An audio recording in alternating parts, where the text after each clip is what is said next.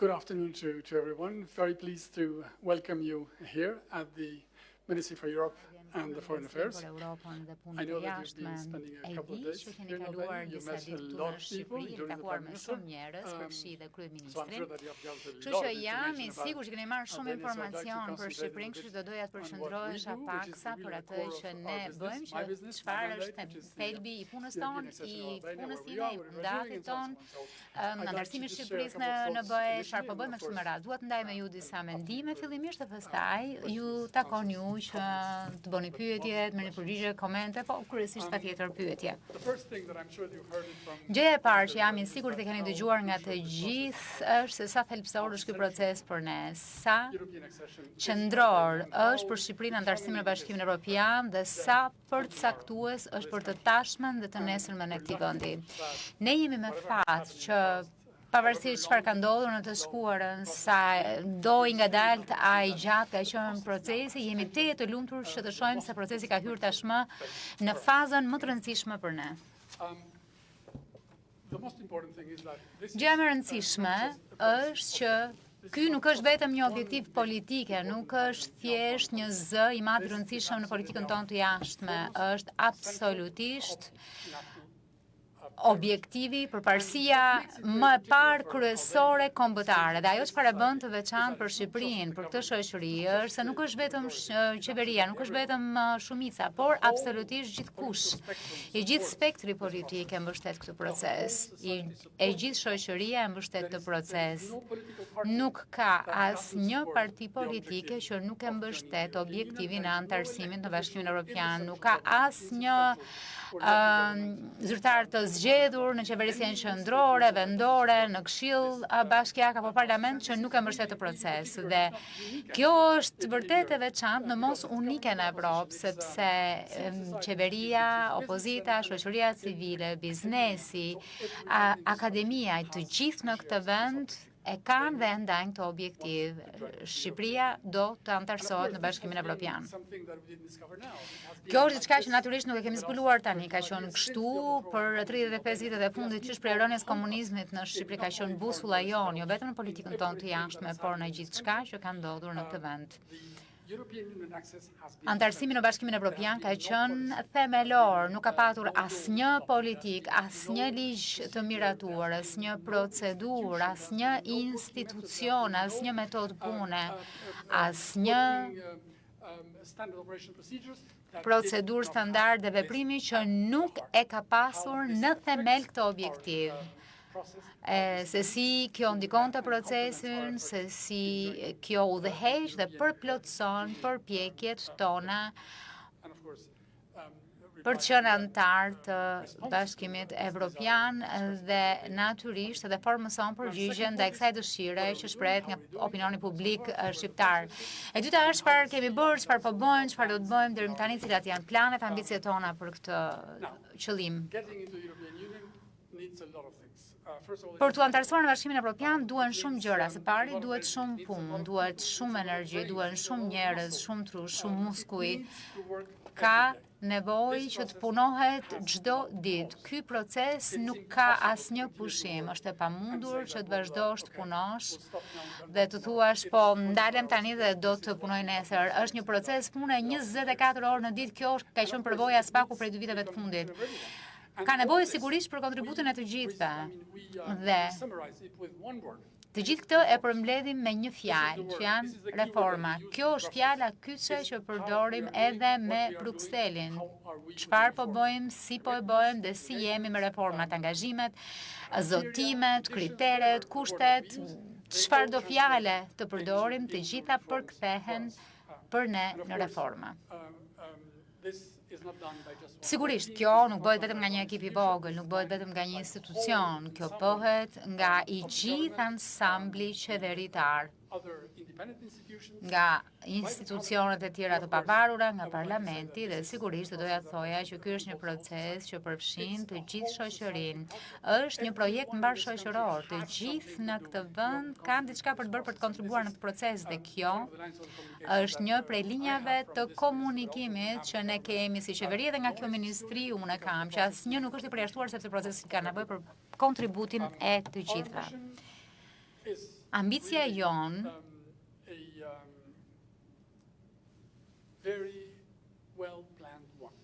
është mjaft e mirë planifikuar.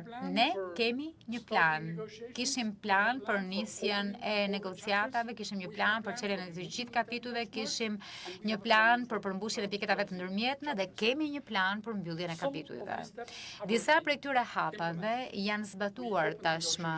I çelëm negociatat në 2024 në tetor dhe për 11 muaj patëm mundësi që të çelnim të 33 kapituj, të 6 grup kapituj.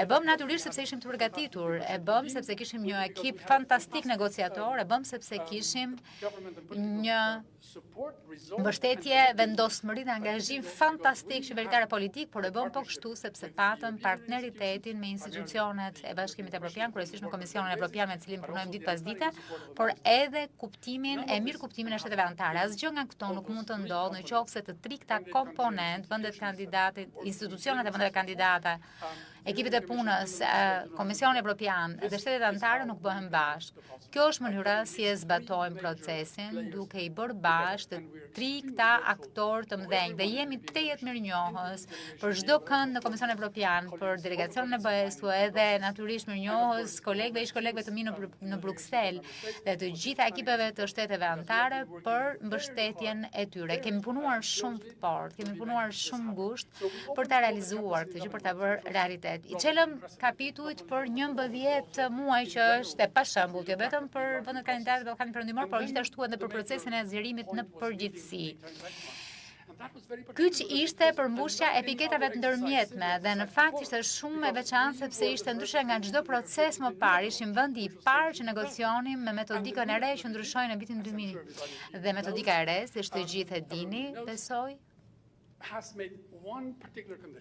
ka vendosur një kusht të posaçëm që përmbushja e piketave të ndërmjetme është kyç për çeljen e fazës tjetër. Pra pa përmbushjen e tyre nuk do të kishim patur mundësi që të vijonim me fazën tjetër të mbylljes së kapitujve dhe kjo ndodhi më 26 maj. Dhe ishim shumë të lumtur sepse nuk ishte një proces i zakonshëm.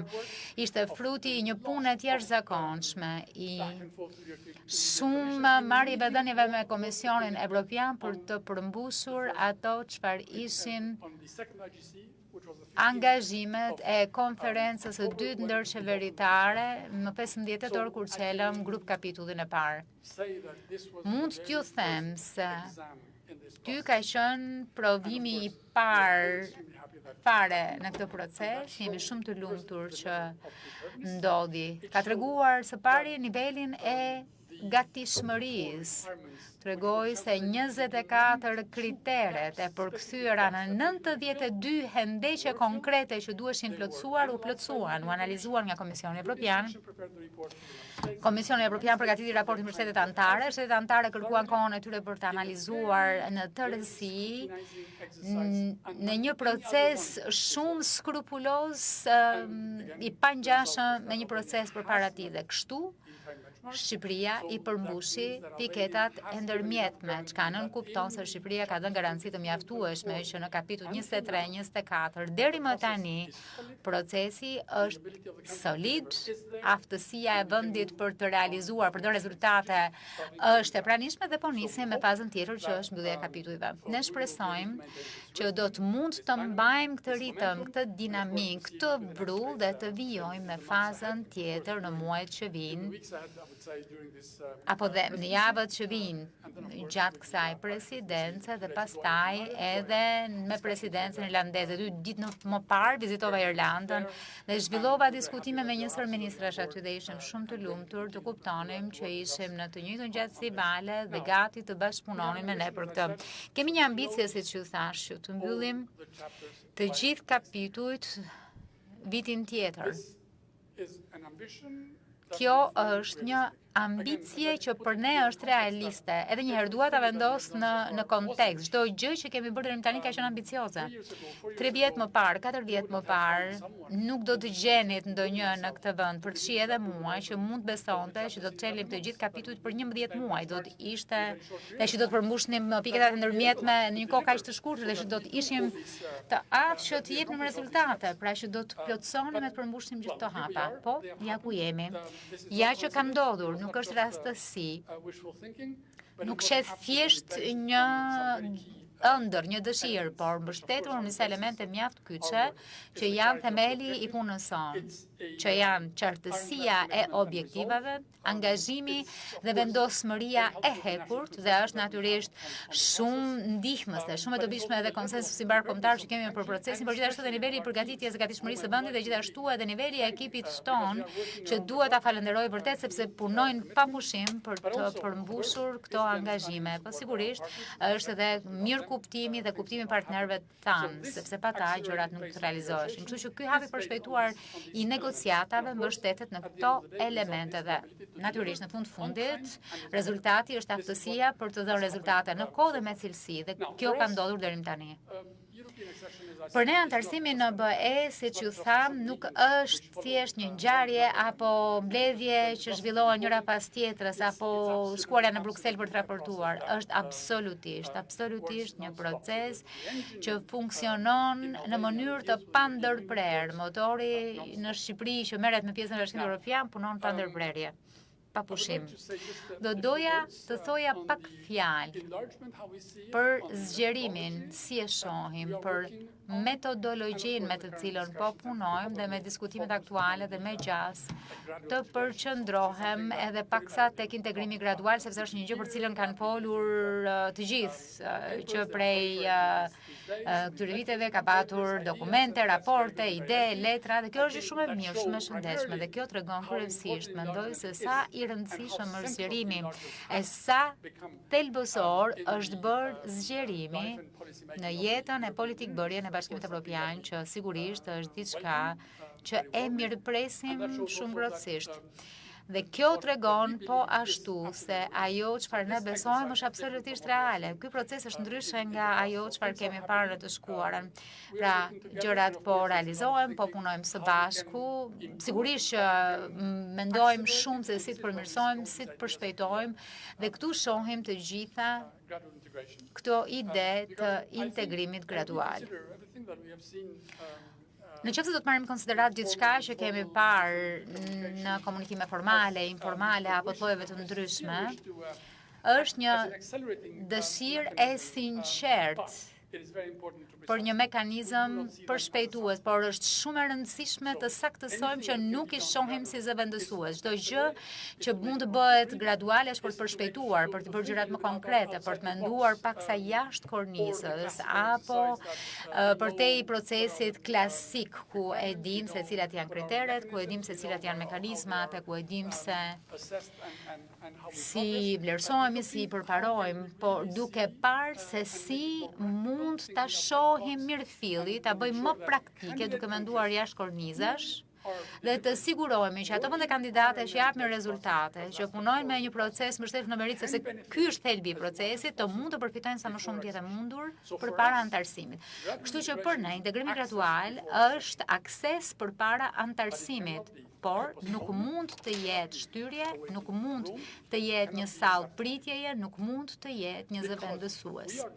Sepse ne po bëjmë reformat, ne po përmbushim kushtet, ne po plotësojmë angazhimet dhe presim që Bashkimi Evropian të mbajë pjesën e vet të zotimit. Dhe kur flasim bazuar në merit, jemi plotësisht dakord dhe aderojmë në këtë. Bazuar në merit është për Shqipërinë, bazuar në merit është edhe për Bashkimin Evropian. Ata që bëjnë përparime duhet të marrin shpërblimin dhe kështu ka qenë absolutisht për çdo cikël tjetër të zgjerimit. Sigurisht kjo ka të bëjë edhe me besueshmërinë e procesit. Nuk është sekret që 25 vitet e fundit nuk është se ka ndodhur shumë që prej Selanikut të 2003-shit, 23 vjet Nuk ka ndodhur shumë përpara se sa të fillonim procesin dhe progresin real. Ndaj është koha që të shohim vërtet se ku çon e gjitha kjo. Është koha të shohim që ai premtim i bërë aso kohe që Ballkani Perëndimor i përket Evropës dhe do të bëhet pjesë e Evropës. Kjo perspektivë që shpeshherë nuk ka qenë e qartë, ka qenë e mjekute, ndonjëherë edhe e munguar. Ku do të na çojë, pra të na çojë diku ku është Bashkimi Evropian, po e marrim shumë seriozisht, po bëjmë pjesën tonë, presim që partnerët tanë të bëjnë pjesën e tyre në frymën dhe kuptimin që zgjerimi nuk është vetëm i mirë për vendet, po është thelbësor për Shqipërinë, është thelbësor për shoqërinë që beson në të ardhmen e vet në Bashkimin Evropian. Është në fakt ajo që ne e quajmë limfa jon. Ne nuk kemi plan B, nuk duam plan B, nuk kemi menduar plan B, nuk kemi punuar kurrë për një plan B. Kemi vetëm një plan dhe ky plan është të anëtarësohemi në Bashkimin Evropian. Ndaj është tejet e rëndësishme që ne të mbajmë këtë ritëm, të mbajmë besueshmërinë e procesit dhe edhe një herë në një proces bazuar në merit, në qoftë se japim rezultate, presim të marrim mbrapsht atë që duhet të marrim, atë që presim të marrim. Sepse e dim që ka gjithmonë skepticizëm sa kthen kokën, e dim që mund të ketë ponesa, e dim që bota në cilën jetojmë është përplot gjëra të paparashikueshme dhe nuk duam të lëmë asnjë lloj zbrasti, nuk duam të japim hapësirë asnjë lloj shkurajimi, por aq kohë sa gjërat po funksionojnë në përputhje me ligjin, në përputhje me kuadrin që është përcaktuar nga Bashkimi Evropian. Dy pika të tjera dhe do të ndalem. Njëri është komunikimi dhe roli i medias dhe shoqërisë civile. Është tejet e rëndësishme të shohim se si të komunikojmë më mirë. Unë ja them vetes dhe gjithashtu edhe komunikimet e brendshme, ministria është shumë e përfshirë, viziton mbarbendjen, takohet me të rinj dhe ju shpjegon se çfarë nën kupton anëtarësia në Bashkimin Evropian, çfarë nën kupton për studentët e rinj, studentët e universitarë, cila është mendësia që kanë si e shohin Bashkimin Evropian, çbesim kanë atë. Dhe po kështu është e rëndësishme që të shohim se si e kuptojnë ata Bashkimin Evropian, dijen që kanë për këtë. Kjo është ajo çfarë bëjmë në vend, por duhet të bëjmë edhe shumë jashtë vendit, në shtetet anëtare, sidomos në ato vende ku opinionet publike kanë mendime të ndryshme, mendime të dyta, jo të gjithë kanë të njëjtin opinion, edhe pse globalisht, nëse ju besojmë sondazheve Eurobarometrit të vitit të kaluar, në përgjithësi, në shumicën e Bashkimit Evropian, opinioni publik është në favor të zgjerimit. Por natyrisht, në vendet e ndryshme apo pjesë të ndryshme të disa vendeve, kjo ndjej nuk është e dakordësuar apo e ndarë. Pra, ideja është që anëtarësimi në Bashkimin Evropian është për ata që përmbushin kriteret, ata që aderojnë në vlera, ata që përmbushin të gjitha politikat e Bashkimit Evropian, ata meritojnë që të jenë pjesë e kësaj familjeje dhe të ulur rreth kryesës. Dhe kjo është shumë e rëndësishme. Sepse zgjerimi, siç e dim, 7 valët e mëparshme kanë qenë shumë dobiprurse, jo vetëm për vendet e anëtarësuara, por edhe për Bashkimin Evropian, dhe kjo nuk është ndryshe, nuk mund të jetë ndryshe. Kështu që është tejet me rëndësi që kushdo që i beson Europës, kushdo që beson në të ardhmen e Europës, në unitetin e Europës, të argumentojë në favor të zgjerimit dhe edhe një herë bazuar në merit e jo me rrugë të shkurtra. Ato vende e shoqëri që përqafojnë thelbin, vlerat e Bashkimit Evropian dhe na duhet të gjithë të jenë pjesë e kësaj fushate, të gjithë të argumentojnë në favor të kësaj Europe, të Europës sonë. Pika ime fundit është shoqëria civile, natyrisht media ka një rol shumë të rëndësishëm, nuk ka as pak dyshim për të kundërshtuar narrativa të ndryshme, teori komploti e kështu me radhë, dhe gjithashtu edhe kur flitet për koston e zgjerimit, për shembull, që është qesharake, të thuhet për shembull që për Ballkanin Perëndimor do të kushtonte një cappuccino në vit për secilin. Në fakt kjo është me çmimin e Parisit, jo me çmimin e Ballkanit Perëndimor, është 2 cappuccino. Në fakt, ky është ajo që quhet margjini i gabimit, por kur flasim për koston e zgjerimit, se është shumë e lartë, është Komisioni Evropian, janë institucionet evropiane që thonë se sa e kushtueshme do të ishte për Evropën në qoftë se zgjerimi do të dështonte, në qoftë se Evropa nuk do të mbante fjalën, nuk do të mbante premtimin dhe në qoftë se Evropa nuk do të kuptonte që ky moment është thelbësor për Evropën, për të ardhmen, për sigurinë e saj dhe Evropa duhet të thotë të gjithëve që nëse nuk merret me fqinjët, atëherë besueshmëria në pjesë të tjera të Evropës do të ishte më ulët. Këto ishin gjërat që doja të ndaja me ju dhe natyrisht që jam i hapur për pyetje, për komente dhe për çfarëdo qoftë që ju mendoni se është me dobi. Where are you? So who's moderating here? Well, yes. Atëherë kemi nevojë për ju lutem mikrofonin. Flora McCarthy nga Rocktos Parliament TV në Dublin. Atëherë, siç e përmendet, i nderuar ministër, ju në fakt keni qenë në Dublin ditën e martë për të folur edhe për faktin që do të hapet ambasada e parë shqiptare në Irlandë. Çështja e antarësimit është shumë e rëndësishme dhe një temë shumë e rëndësishme edhe dhe përparësi për vetë presidencën irlandeze, e cila do të fillojë muajin e ardhshëm, dhe ne kemi përparësi, kështu që duke e patur këtë në konsiderat, Irlanda ka shprehur shqetësim për protestat në Shqipëri apo për atë që aludohet që është mungesa e transparencës për këto plane zhvillimore në Shqipëri dhe nëse po çfarë u keni thënë? Unë nuk zova shumë që isha në Irlandë, ishte vizita ime e parë.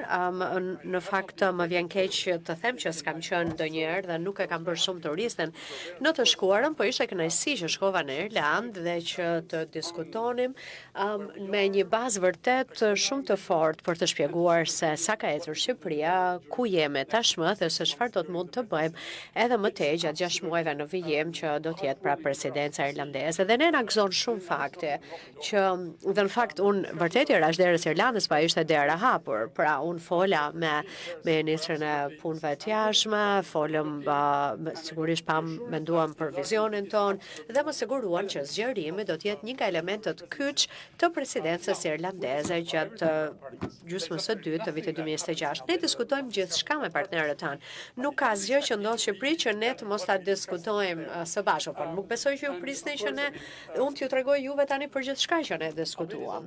Pra, Shqipëria është tashmë në të gjitha lajmet, gjithandej për këtë liri fantastike që ne shohim për herë të parë në historinë e vendit tonë dhe për kaq ditë tashmë kemi pasur qytetarët shqiptarë në rrugë duke shfaqur qartazi idetë e tyre. Dhe në lidhje me këtë çështje specifike, nuk besoj se është shqetësim për shtetet anëtare për momentin, sepse ata kanë besim të Komisioni Evropian për vlerësimet që ai bën për të gjitha çështjet në fjalë dhe natyrisht në rast se do të lind nevoja, ne natyrisht do të flasim sigurisht, sepse ne gjithmonë bëjmë diskutime të hapura, të sinqerta me partnerët tanë në çdo lloj niveli dhe sigurisht që në rast se ka nevojë për ndonjë pyetje apo për informacion, mund të na thonë dhe do ta bëjmë këtë gjë.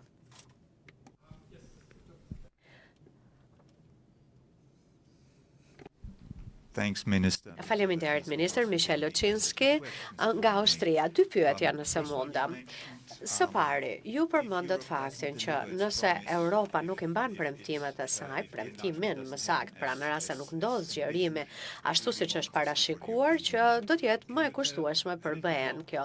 A mund të na tregoni pak më shumë çfarë do të thotë kjo më e kushtueshme? Atëherë çfarë do të ndodhë në rast se BE-ja nuk e mban premtimin që ju besoni që BE-ja do ta mbajë? Dhe pyetja e dytë, ju shpjeguat këtë diskutim që po ndodh për antarësimin ose integrimin gradual. Si një diçka krijuese, një gjë që mund të sjellë të mirat e veta, përfitimet. Çfarë hapash gradual mund të imagjinoni ju për Shqipërinë dhe që mund të funksionojnë për Shqipërinë në këtë lloj skenari gradual? Faleminderit juve. Në lidhje me koston, për 35 vite, Bashkimi Evropian, shtetet anëtare, partnerë të tjerë kanë investuar në Shqipëri, por edhe në Ballkanin Perëndimor në mënyrë që të ndihmojnë demokracinë si edhe zhvillimin demokratik për të ndihmuar shoqëritë tona që të ecën përpara me një drejtë të ardhme më të mirë dhe që të merren masat që gjithçka që ne bëjmë ashtu siç kemi bërë të jetë gjithnjë më shumë në përputhje me Bashkimin Evropian. Sepse Ballkani Perëndimor nuk është thjesht një qoshe në një cep të botës në periferi, pse të mos kemi solidaritet me ta. Jo, është një ishull mu në zemër të Europës. Pra, mendoni një situatë, sikur për shembull ju keni pritur për dekada, për 10 vjeçar të tërë dhe ju është bërë premtimi që do të bëheni pjesë sa familje dhe që ju keni bërë gjithçka ashtu siç ju është kërkuar. Dhe pasi keni bërë gjithçka për të përmbushur kriteret e kërkuara, papritma se zëmt ju thuhet, na falni, na vjen keq, po ja që kemi disa probleme për momentin e do flasim herën tjetër. Atëherë cili është mesazhi për shtetin ton, për rinin ton, dhe në rast se nuk ka hapësirë për Shqipërinë apo për vendet e tjera të Ballkanit Perëndimor në Europë, atëherë ne e dim që në gjeopolitik nuk ka asnjëherë asnjë boshllëk. Atëherë me çfarë do të mbetem me si mund ta ushqejmë ne këtë ëndër, pra kjo zbrastime, çfarë do të mbushet, si mund të kemi besim tek e ardhmja, sepse një gjë është e saktë, sigurisht që ne reformat i bëjmë për veten, është pjesë e planeve tona të zhvillimit, megjithatë, unë mund t'ju them që ka qenë më e lehtë, më e shpejtë, më mirë që këto gjëra t'i bënim së bashku, duke patur parasysh që ajo që ne bëjmë, jo vetëm që përmirëson shoqërinë tonë dhe na ndihmon për të ecur përpara, për të përmirësuar cilësinë e jetës, për të përmirësuar mirëqenien, por edhe që politikisht të bëhemi pjesë e këtij kontinenti të cilit ne i përkasim në fund të fundit. Pra, nuk mund t'ju jap shifra, por nuk shoh që të ketë interes nga Europë apo fshinjët Italia, Greqia në Europën juglindore, pra që nuk kanë dëshirë për të parë humbje të shpresës apo të së ardhmes apo që të shohin zhgënjim në Shqipëri. Ne e dim që në gjeopolitik nuk mbetet asnjëherë asnjë zbrasti. Dikush e mbush, ka interesa, konkurrencë, ka të tjerë që kanë objektiva të ndryshëm, synime të ndryshme, dhe ne nuk duam që të jemi pjesë asnjë konkurrence, asnjë gare. Ne kemi bërë shumë të qartë zgjedhjen tonë dhe zgjedhja jonë është Europa. Po të hiqet kjo, ne nuk na mbetet asgjë. Unë nuk do t'isha këtu dhe nuk do t'isha këtu dhe nuk do t'jem këtu në rast se ndodh kjo, sepse puna ime, mandati im është që Shqipërinë ta bëj pjesë të Bashkimit Evropian dhe këtë bëj 24 orë në ditë. Dhe në rast se kjo gjë nuk ndodh, atëherë kjo punë nuk është për mua. Së dyti, hapat. Pra, integrimi gradual, ne e shohim atë si një gjë përshpejtuese, pra vullneti, dëshira, për të bërë sa më shumë që t'jetë mundur, që kjo ide e këtij procesi që është i ngurtë ndonjëherë nga dalë dhe që qytetarët nuk e shohin dita ditës, që ta bëjmë atë të mundur. Dhe sigurisht që çelja e kapitujve, negociatat janë shumë të rëndësishme për ata që merren me këtë punë profesionalisht çdo ditë.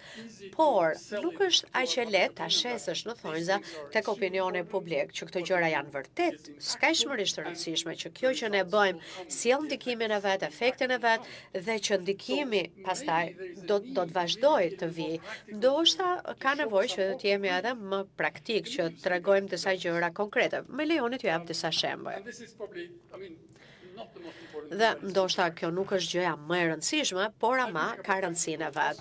Unë kam qenë në Bruksel disa herë edhe në takime, natyrisht në takime informuese e të tjerë. Kur shkoj në Bruksel, unë shkoj gjithnjë me një mesazh që ne jemi të parafruar 100% me çdo vendim të Bashkimit Evropian. Kur Bashkimi Evropian cakton sanksione, vendos sanksione, ato bëhen sanksionet tona. Kur BE-ja merr vendime në arenë ndërkombëtare, ato bëhen vendimet tona. Kur Bashkimi Evropian ka misionet e veta, ato bëhen edhe misionet tona.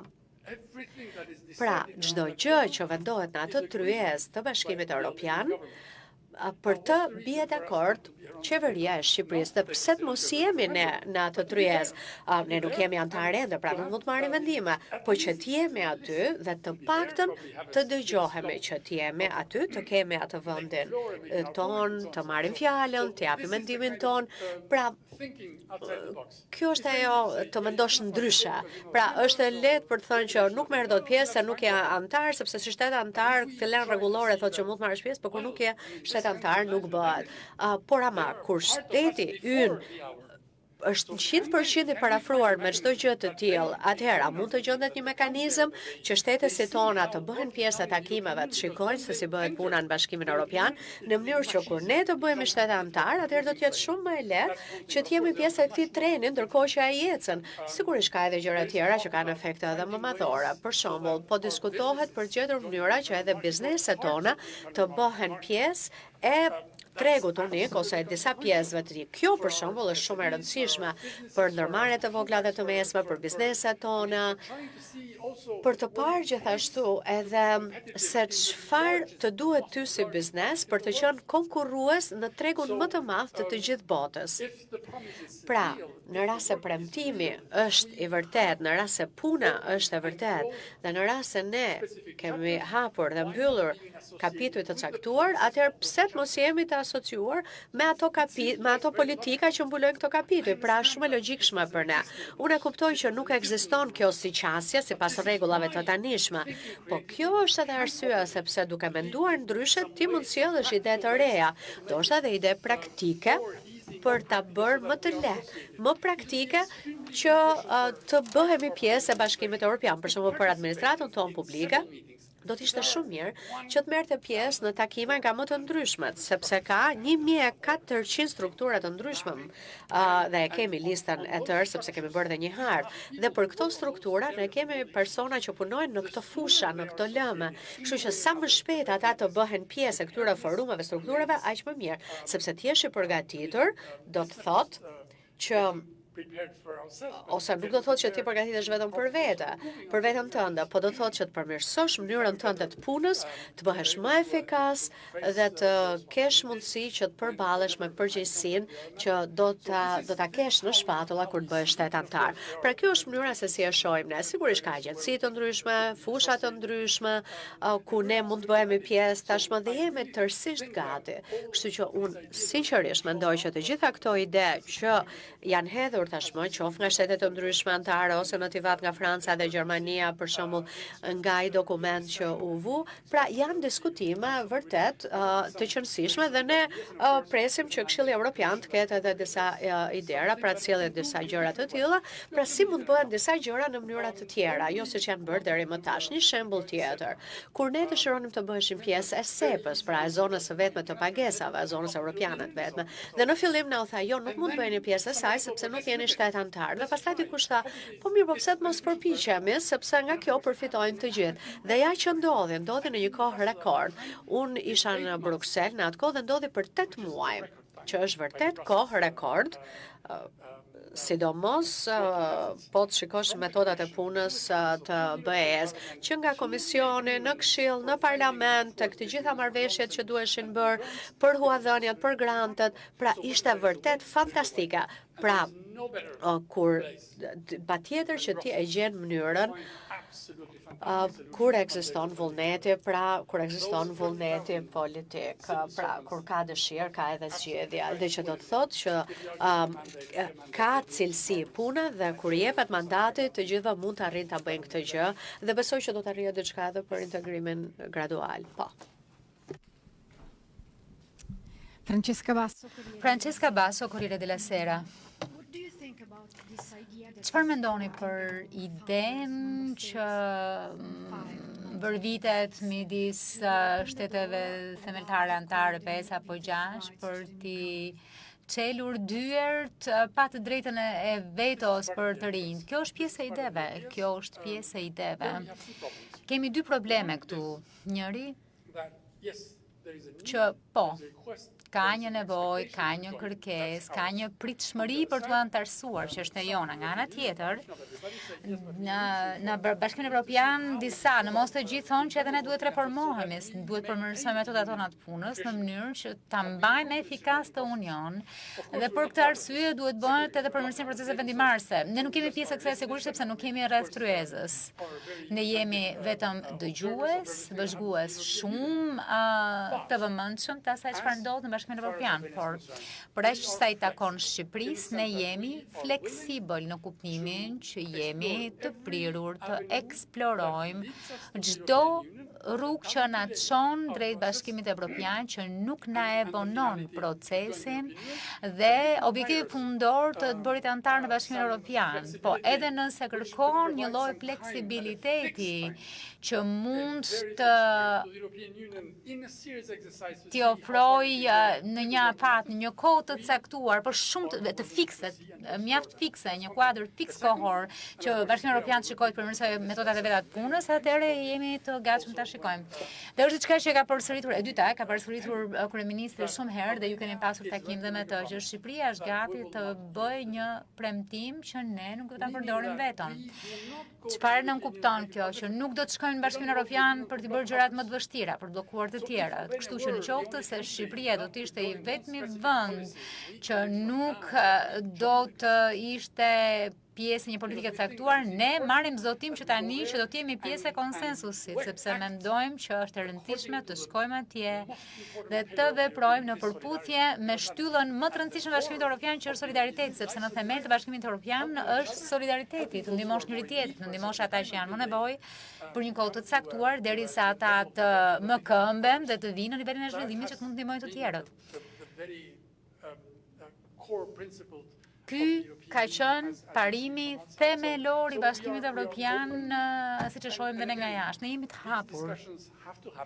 Këto diskutime duhet të zhvillohen, ka ide që freskojnë këtu e aty, ka ide që janë të sinqerta, mendoj, që vinë nga vullneti i mirë për të parë se si të ruajmë zgjerimin, si të kapitalizojmë mbi gjithçka, por edhe si të ndihmojmë njëri tjetrin në përpjekje për ta shndruar në sukses. Kohët tani janë ndryshe edhe nga 13 vjet më parë kur u antarësua Kroacia apo edhe kur u antarësua Bullgaria, Rumania. Ne e dimë që gjërat kanë ndryshuar, Europa ka ndryshuar dhe na duhen argumentet më të mira për të bindur ata që janë skeptik. Pra ne jemi gati që t'i bëjmë gjërat sa më të lehta të mundur. Kjo është qasja jonë. Pavel Novak, I am from Pavel Novak, jam nga Radio Publike Çeke e Republikës Çeke. Cila është strategjia juaj e komunikimit me publikun, sepse të gjithë jam të bindur. Ka natyrisht edhe opinionet pozitive, por edhe ka edhe disa frikra për efekte negative, sepse si antar mund të humbi një pjesë e sovranitetit. Për shembull, politika e përbashkët bujqësore mund të ketë ndikim te fermerët tuaj.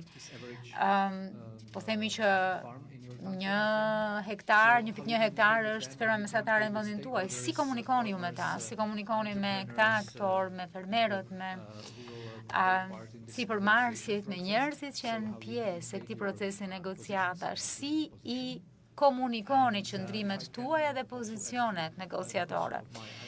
Po të shtoj edhe pyetjes koleges irlandeze, me sa kuptoj, keni folur dhe me kryeministrin irlandez për çështjen e lagunës së Nartës. Si e shpjeguat neglizhencën e qeverisë suaj dhe mungesën e transparencës? Për pyetjen e parë, komunikimi. Jashtë mase i rëndësishëm dhe me gjas kjo është një fushë ku duhet bëjmë më mirë, duhet bëjmë më shumë dhe duhet ta bëjmë në mënyrë të vazhdueshme, së paku për opinionin publik vendas. Gjatë 3 muajve të fundit, gjërat kanë ndryshuar, janë përmirësuar. Kjo ministri ka nisur një program për të shkuar në mbar vendin, për të takuar të rinj të shkollave të mesme, të universiteteve, në mënyrë që ata që do të jenë pjesë e tregut të punës, kur Shqipëria ose afër kohës kur Shqipëria sipas planit tonë do të antarësohet në Bashkimin Evropian, është shumë e rëndësishme për ne që ata ta dinë se çfarë ndodh që të përgatiten. Kemi nisur një fushat, BE-ja dhe ju. BE-ja nis në shtëpi.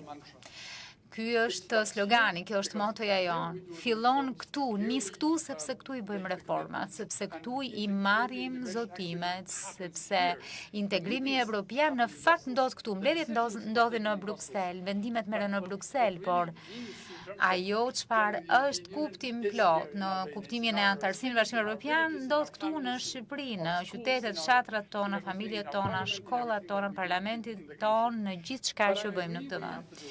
Por bie dakord, na duhet bëjmë më shumë, na duhet ta bëjmë më mirë dhe sidomos për ato fusha, grupe e aktor që janë shumë më të përfshirë në politikat themelore të Bashkimit Evropian. Sigurisht që ne përpiqemi të punojmë me pushtetin vendor që t'i përgatisim kur të vi koha, si të jenë të aftë të thithin fondet strukturore. Po përgatisim po kështu komunitetin e biznesit, përfshi komunitetin bujqësor, për të shpjeguar se çfarë nën kupton mirëfilli të qenit pjesë e Bashkimit Evropian. Ka dy anë të kësaj çështjeje. Natyrisht që në këtë vend të gjithë e shohin Bashkimin Evropian si vendin ku duan të jenë, sepse në këtë mënyrë vendi do të zhvillohet, do të begatohet, do të jetë në një vend më të mirë për shkak të solidaritetit, mekanizmit, fondeve të Bashkimit Evropian, por nuk e shohim atë si një ATM. Ka natyrisht përgjegjësi dhe përgjegjësia është si të përgatitemi që të jemi konkurrent në një treg që nuk e njohim, sepse nuk veprojmë aty, e njohim nga jashtë.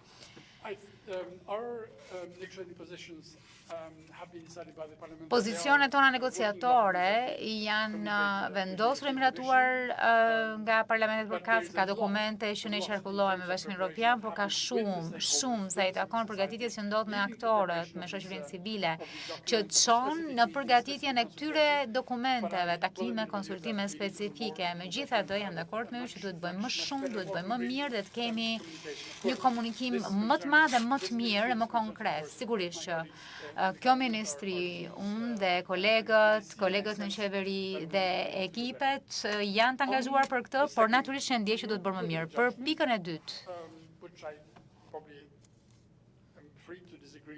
në fakt, pati një opinion bëhet që jam i lirë të mos bie dakord me të. Kjo është një çështje që e kemi diskutuar gjerësisht me kryeministrin, kështu që mos prisni që t'ju them diçka që nuk e dini tashmë. Megjithatë, gjërat kryesore, çfarë thatë homologut tuaj?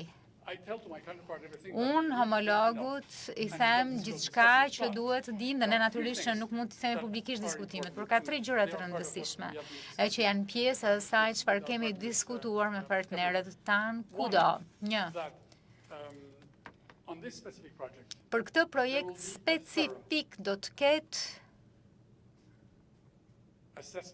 një vlerësim tërësor të ndikimit të vlerësimit në mjedis të projektit të ardhshëm. Nuk kemi një projekt, është përsëritur kush e di se sa herë një gjë e tillë, nuk ka një projekt të miratuar.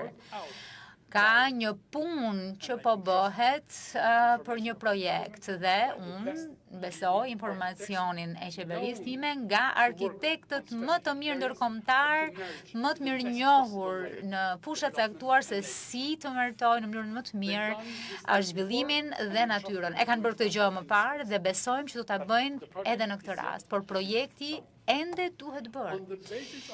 Mbi bazën e këtij projekti do të zhvillohet një vlerësim i thelluar i ndikimit në mjedis dhe kjo bëhet në përputhje me legjislacionin ton e në përputhje me angazhimet tona. Edhe një herë, nuk e kam sepse ende nuk është bërë. Do ta bëjmë, apo qeveria, sepse unë po flas atë çfarë komunikon qeveria, do të bëhet edhe një herë nga më të mirët që punojnë në këtë fushë, më të mirët brenda dhe jashtë vendit. Pra, ne do të vendosim ekuilibrin më të mirë të mundshëm e të duhur midis nevojës për zhvillim e nevojës për mbrojtje. Nuk po shpikim asgjë, është bërë gjetk diku tjetër dhe nuk ka arsye pse mos bëhet si duhet. Dhe pastaj elementi i tretë është projekt privat në një zonë private nga një zhvillues privat. Qeveria është për të siguruar që rregullat, zotimet ndërkombëtare, legjislacioni të zbatohet. Le të kemi durim, të shohim çfarë do të bëhet përpara se sa të dalim me gjykimet nxituara. Francesca. Unë jam korespondentja e BE-s për Agjencinë Austriake. Do t'i kthehem zgjerimit. Shqipëria dhe Malezi shihen si pararoj në procesin e antarësimit dhe ndoshta do të bëhen pjesë e BE-s përpara shteteve të tjera të Ballkanit Perëndimor. Mendoni që ky është stimul në vetvete dhe një sinjal pozitiv për vendet e tjera të Ballkanit Perëndimor, apo do të krijojë edhe zhgënjim apo frustrim? Dhe një pyetje e dytë, nëse mundem, është që Austria, pra qeveria austriake, është një mbështetëse e fortë e zgjerimit, por qytetarët në vetvete janë mjaft skeptik. Si e shpjegoni ju këtë gjë?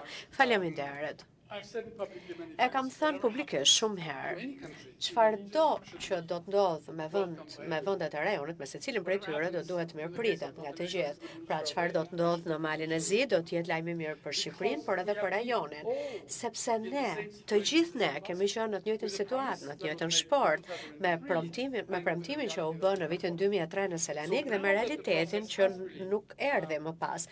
Pra tashmë ky proces dhe gjithçka pra që shikojmë nga substanca, gjërat janë përshpejtuar, është lajm i mirë për Malin e Zi, për Shqipërinë dhe duhet jetë lajm i mirë për të gjithë.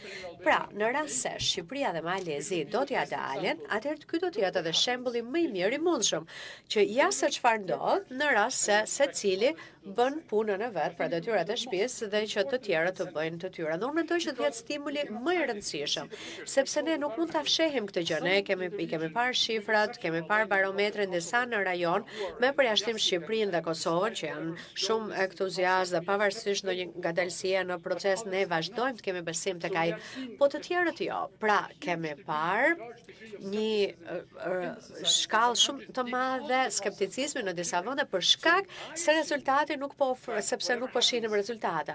Pra ajo që mendoj është që çfarëdo që të ndodh me 1, 2 apo më shumë vende të Ballkanit Perëndimor, në rast se më në fund pra shtetet e Ballkanit Perëndimor do ta gjejnë veten në BE, ky është lajmi më i mirë i mundshëm dhe ky është mesazhi më i mirë i mundshëm që kjo është rruga e duhur dhe ka vetëm një rrugë për të arritur në BE.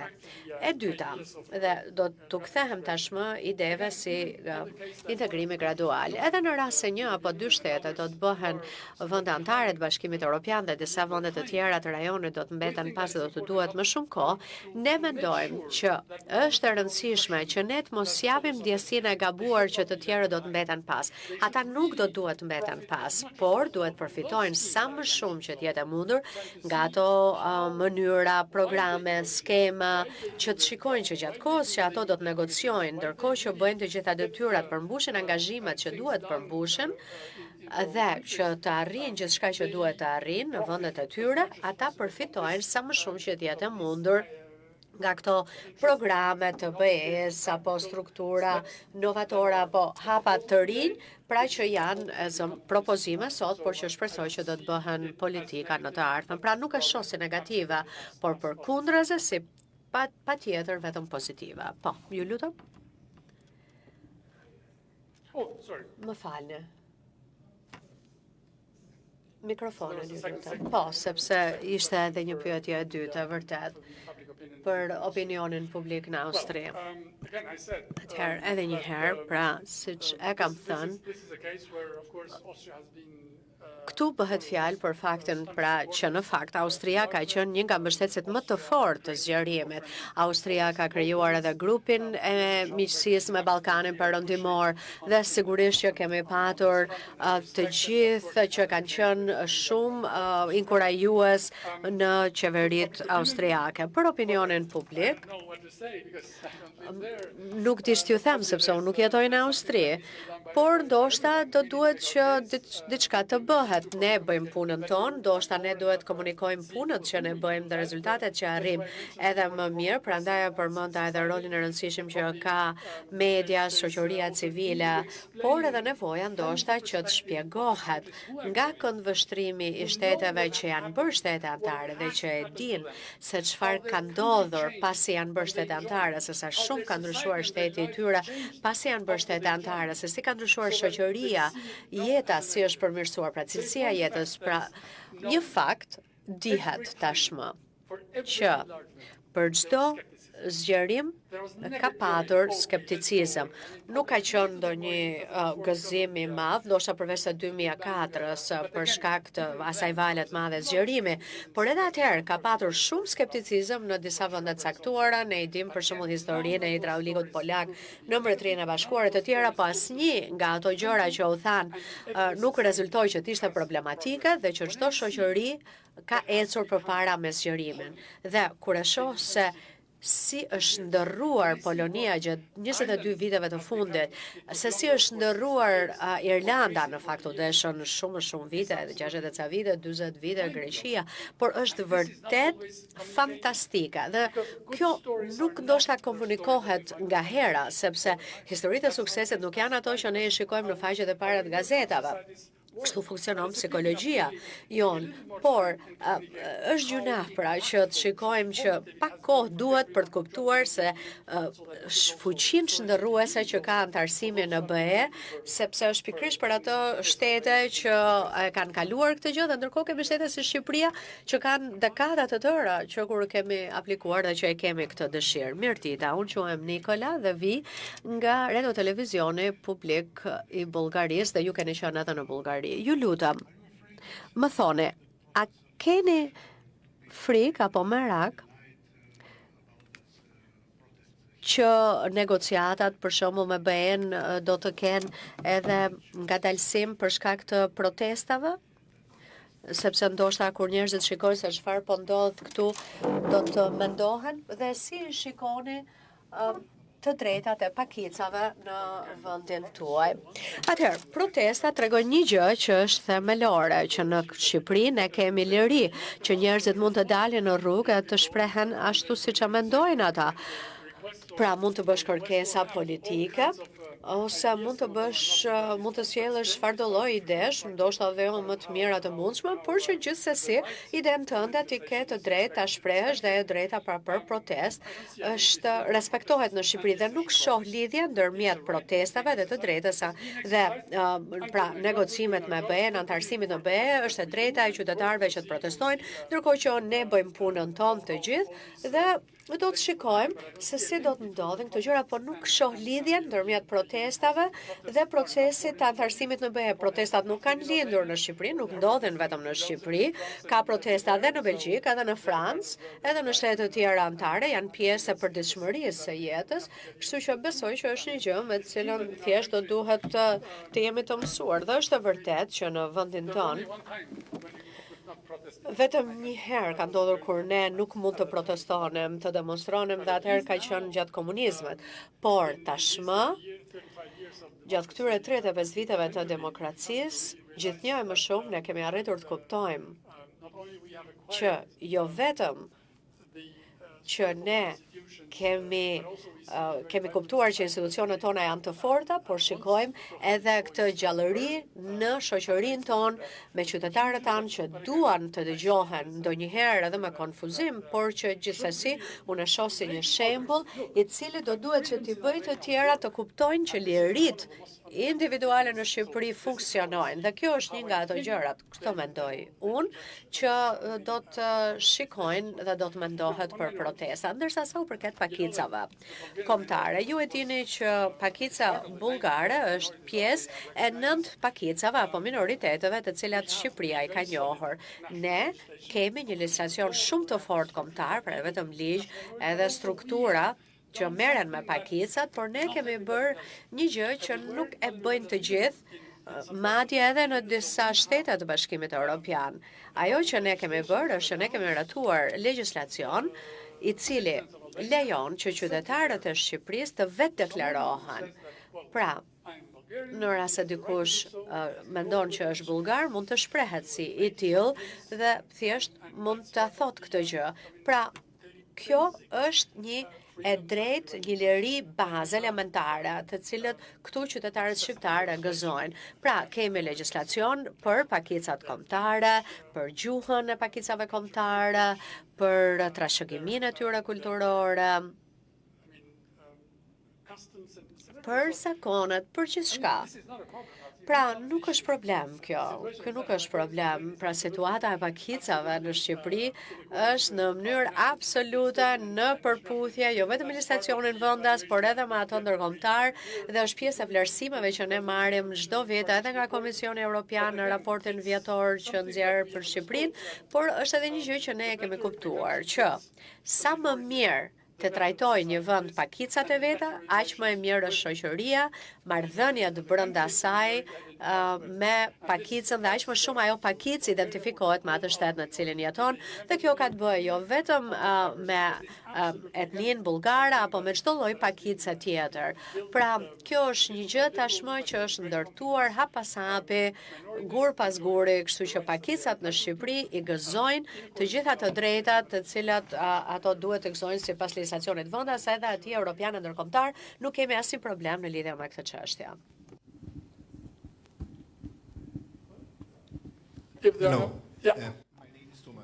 Unë jam Thomas Hoza, unë jam korespondent i gazetës gjermane. Përmendet që antarësimi do të thotë shumë për rajonin, por ndonjëherë fqinjët janë pengesa më e madhe për antarësimin, ashtu siç ka përjetuar edhe fqinji juaj Maqedonisë së Veriut. Ju përjetuat disa probleme në fillim. Tani, a ka ndonjë fusha, ndonjë aspekt që mund të shndrohet në problem? E dyta, qeveria juaj i ka caktuar vetes një kalendar shumë intensiv, shumë të fortë me teljen dhe mbylljen e kapitujve. A mund të pyes ç'është kjo shpejtësi e jashtëzakonshme? A nuk mendoni që kjo shpejtësi do të ndikojë në cilësi për pyetjen e parë? Marrëdhëniet tona me Greqinë, jam shumë i lumtur t'ju them që po jetojmë në një periudhë ku marrëdhëniet tona kurrë nuk kanë qenë më pozitive e ku kemi një frym kaq të bashkëndar në përpjekje për të bërë gjithçka për të trajtuar, jo për të zgjidhur, por për të trajtuar ato çështje që kanë qenë pjesë e shportës së marrëdhënieve dypalëshe.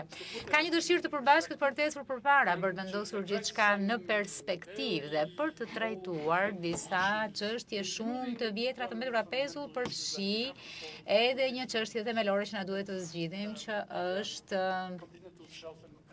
shelfi kontinental dhe zona detare. U përpoqëm, nuk mundëm ta bënim, u përpoqëm 2 herë që ta arrinim një marrëveshje, që ta bënim përmes një procesi negociatash, nuk dolëm në përfundime, kështu që vendosëm të shkojmë në gjykatë. Ndaj, si Shqipëria, ashtu dhe gjykata, do të shkojnë në gjykatën ndërkombëtare të drejtësisë, do të paraqesin dosjet përkatëse në mënyrë që gjyqtarët të marrin mendime siç ka ndodhur në shumë raste të tjera. Por ka një dëshirë të përbashkët bazuar në pjekurinë e marrëdhënies son, që jo vetëm është koha për të ecur përpara e për të parë aspektin pozitiv, për të parë se si të mund të ndihmojmë njëri tjetrin në mënyrë të ndërsjellë, jo vetëm që të ndërtojmë një miqësi kohëgjatë e të fortë, sepse jemi miq, jemi fqinj, jemi partner në NATO, aleat, pra këto janë, po themi, bloqe që na kanë ndihmuar e do të na ndihmojnë në këto dëshirat përbashkëta. Jo, e shohim Greqinë si një mbështetëse të madhe në zgjerimin apo në antarësimin e Bashkimit Evropian, e shohim si një aleate mbështetëse shumë të madhe në antarësimin e Shqipërisë në Bashkimin Evropian dhe në fakt procesi ynë vijon me presidencën e Irlandës, por gjithashtu më pas edhe me presidencën e Lituanisë në fillim vitës tjetër dhe po kështu dhe me Greqinë, po punojmë pra me këtë lloj fryme. Pse kjo lloj shpejtësie? Për ne sigurisht është e pashembull të kemi një ritëm të tillë negociatash, por është diçka që e kemi vetë caktuar, është ambicia jon, pas gjithçkaje që kemi diskutuar me Bashkimin Evropian, duke e gjykuar kapacitetin për të rezultate, duke e gjykuar nivelin e përgatitjes së ekipit tonë, dhe pasi kemi provuar veten kaq shumë herë, Komisioni Evropian e mbështet këtë ambicie dhe kemi punuar me këtë premis, por koha po kështu është thelbësore dhe vetë momenti është thelbësor, sepse ne e dimë që në rastet e mëparshme kjo dritare e antarësimi, azgjerimi ngushtohet, e mbyllet. Nuk jam e sigurt që do të mbetet hapur për shumë kohë, sepse kohrat ndryshojnë. Situatat në vende ndryshme mund të ndryshojnë, ndjesitë dhe humori mund të ndryshojnë, ndaj duhet kapitalizojmë kohën, por të kapitalizojmë kohën mbi premisën që jemi gati, jemi të aftë, ne po bëjmë gjëra, po zbatojmë reforma, po kontrollohen, po vlerësohen, po pranohen dhe sigurisht më pas duhet vi vendimi. Sigurisht që ne e kemi vënë veten në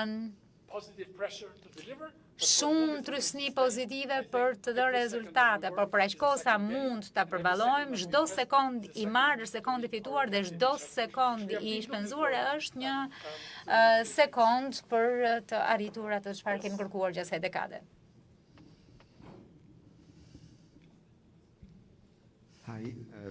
Përshëndetje, kam një pyetje për kapitullin 27, që është njëri prej më të vështirëve për të mbyllur. Siç u shpreh Komisioni Evropian pak ditë më parë për shqetësimin mbi projektin në Zvërnes ndjes për theksin tim. A nuk tregon në një farë mënyre që ka një paradoks midis mënyrës suaj të zhvillimit bazuar në turizëm dhe angazhimit tuaj evropian? Dhe pyetja e dytë. Shohim apo mund të shohim çdo ditë një fluks në rritje të njerëzve që protestojnë? A nuk keni frikë që kjo do t'ju destabilizojë në skenën evropiane? Sa i takon kapitullit 27, është një nga më të rëndësishmit, me gjas nga më kërkuesit, nga më të kushtueshmit dhe një nga kapitullit që kërkon vërtet shumë punë e shumë rezultate. Nuk ka as pak dyshim për këtë.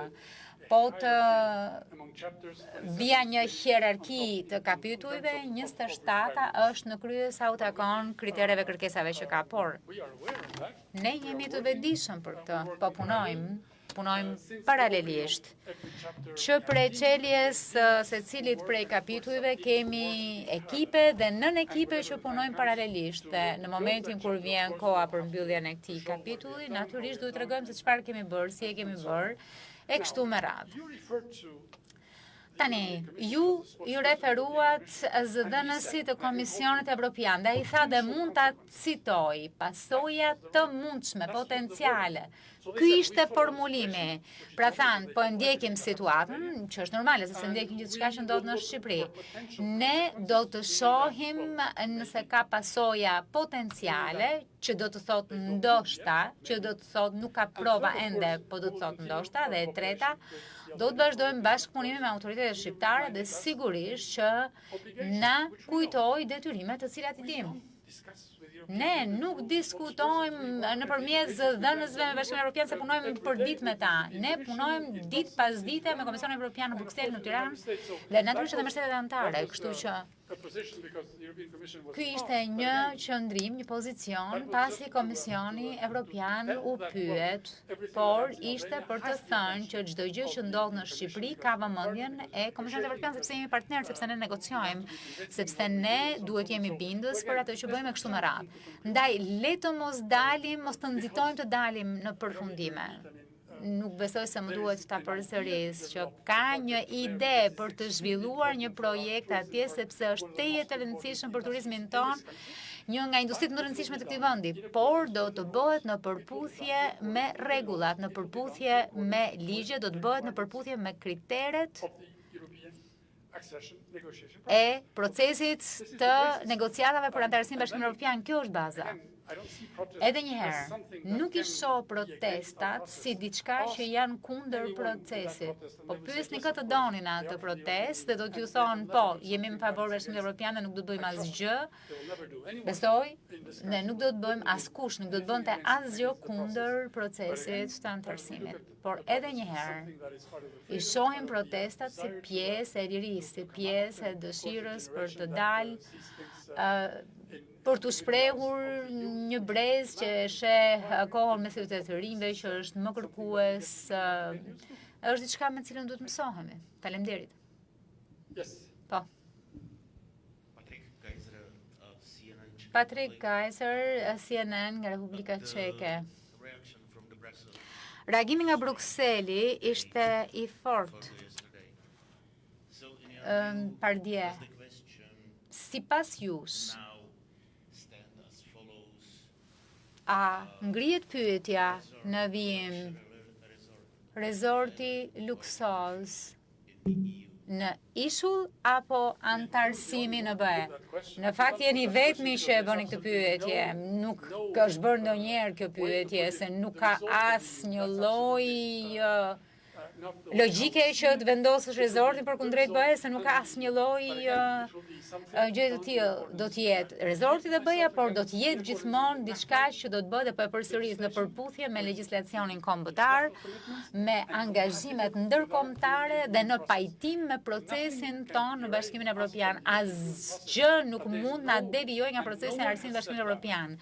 Por nuk ka, dhe asnjë nuk e ka thënë këtë gjë, dhe ju po nxitoni dilni në përfundime, sepse mund t'ju citoj zëdhënësin që tha pasoja potenciale të mundshme. Dhe sigurisht ne jemi në kontakt me Komisionin Evropian në çdo nivel, kështu që nuk kemi nevojë të flasim me njëri tjetrin publikisht. Kaq mund them për këtë. Dhe sërish do duhet presim për të projektin, do duhet presim në vlerësimin e ndikimit të mjedis që do të kryhet dhe pastaj sigurisht që mund flasim më konkretisht.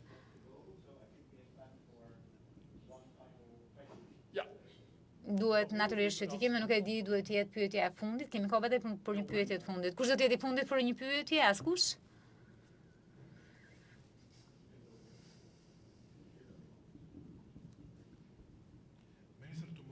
Minister, nesër, vendi juaj do të ketë një summit midis Ballkanit Perëndimor dhe Ukrainës. Jo, më vjen keq t'ju them që për arsye që nuk kanë as pak të bëjnë me Shqipërinë, me mua apo me ministrin, po për shkak të situatës në Ukrainë dhe të situatës komplekse atje që të gjithë e kuptojnë dhe unë e kuptoj me kërkesë të kolegut tim, e kemi shtyr në Nisibia, sepse ai nuk kishte mundësi të merrte pjesë vetë personalisht. Dhe natyrisht një takim për Ukrainën pa përfaqësues të Ukrainës nuk do të kishte qenë logjik. Thjesht është shtyr, natyrisht do ta organizojmë si pjesë e angazhimit ton, sepse është pjesë e asaj që kemi bërë qysh ditën e parë në mbështetje të Ukrainës, në mbështetje të kauzës së drejtë të Ukrainës, në dënimin e agresionit rus dhe duke u përpjekur të bëjmë gjithçka mundemi në çdo nivel, në çdo rrugë të mundshme për të ndihmuar Ukrainën. Sigurisht ky takim do të ishte dhe do të jetë kurdo që të ndodh, shpresoj jo fort larg në kohë, do të ndodhë dhe do të jetë një shfaqje mbështetje në nivelin më të lartë politik nga Evropa Juglindore, pra jo vetëm nga Ballkani Perëndimor, por gjithashtu dhe me anëtarë të tjerë dhe të Bashkimit Evropian për të manifestuar mbështetjen tonë për Ukrainën, për popullin Ukrainës, për ushtarët, për rezistencën e tyre dhe gjithashtu edhe për suksesin që ata po shënojnë në fushë betejë, për t'ju thënë që e kuptojmë që po luftojmë për veten e tyre, për lirinë e tyre, por po luftojmë po kështu edhe për Evropën e për vlerat që janë tona dhe që I ndajmë me ta. Faleminderit.